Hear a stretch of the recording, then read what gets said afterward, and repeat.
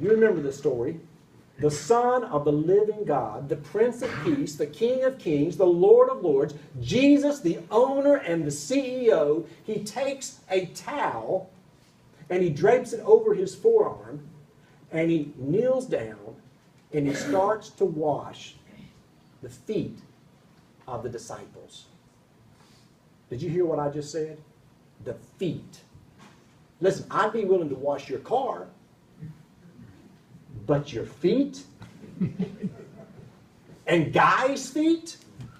Listen, I don't have a nicer way to say it, but most guys' feet are just plain nasty. And on top of that, these disciples, they wore open-toed sandals on dusty roads, so their feet were dirty, and no doubt they had little pebbles between their toes that Jesus had to pick out.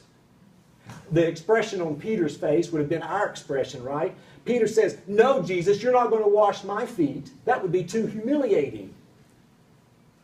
Jesus said, "That's precisely the point I'm trying to make. I have done this for you, and after I leave and turn the operation over to you, I want you to wash the feet of new people who are joining this organization." Let's read it ourselves in John chapter 13. Open your Bibles if you brought them with you, verses 12 through 17. It says, "When he had finished washing their feet, he put on his clothes and he returned to his place.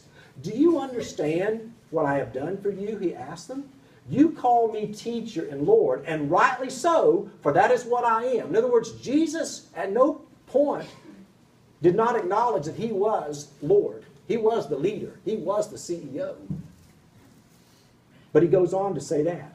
"Now that I, your Lord and teacher, have washed your feet, you should also wash one another's feet. I have set an example that you should do as I have done. Very truly I tell you, no servant is greater than his master, nor is a messenger greater than the one who sent him.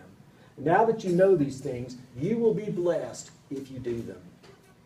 Do you know that before Jesus ascended into heaven, he said to his disciples, "You will do even greater things than I have done." See, a lot of bosses, a lot of CEOs, they think employees exist to make them look good.